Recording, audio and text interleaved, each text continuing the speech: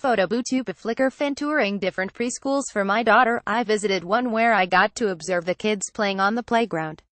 While climbing the ladder on the slide, a little boy accidentally stepped on a little girl's finger, and she started crying. What happened next left me astounded.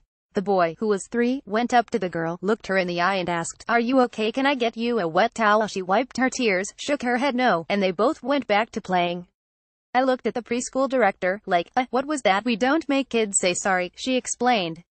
The word doesn't mean much without an action to help make things better. The exchange was such a departure from what I was used to seeing among parents, who tend to force apologies from their children for every accidental bump, whack, and knockdown of a just-built Lego masterpiece.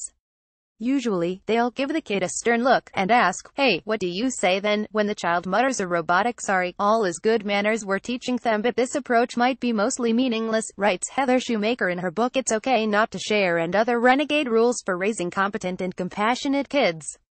Children love the word sorry, Shoemaker explains, as it magically lets them off the hook. It's a little like teaching kids to be hit-and-run drivers, she writes. The problem with the sorry solution is that many young children, say, preschool age, haven't reached a stage of moral development to actually feel sorry, so parents are missing a key opportunity to teach real empathy. Shoemaker writes, young kids sometimes fool us. They can mimic sorry and even cry when another child cries, but most children are not capable of being sorry yet.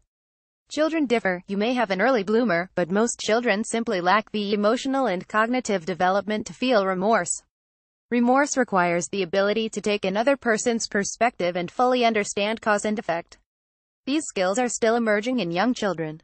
Expecting young kids to say sorry teaches them nothing more than a misguided lesson in sequence kick, say sorry, move on. Instead, parents can help kids develop moral compassion by explaining that their actions have consequences, showing that they can do something to make things better, and modeling ways to use the word sorry meaningfully. When my 4-year-old misbehaves, and boy, does she, I have about 3.7 seconds to run through a read more read for everyday accidents. Shoemaker offers these steps bring the kids together. Sometimes, when children believe they're about to be in trouble, they run, Shoemaker explains. If this happens, you can put an arm around the child, and say something like, "You need to come back here. Callie got hurt. Even if you didn't mean to do it, she got hurt, and you need to come back." Tell the child who caused the accident what happened, and be specific even when what happened seems obvious. It needs to be pointed out to a young child. State the facts. Your shopping cart ran over her toe. Your hand knocked the cup of water onto her painting. You were dancing and your arm whacked her face. Describe what you see. Examining the facts of the scene helps kids develop empathy. Emphasize the consequences of their actions for the other child or adult, and be specific. Look, he's crying. There's a scratch on his arm. It must hurt. Model empathy for the hurt child. Ask the child, "Are you okay?" Take action. While little kids may not fully understand remorse, the book explains, they are good at taking action. They can run to grab a Band-Aid or an ice pack, or help clean up the mess they made.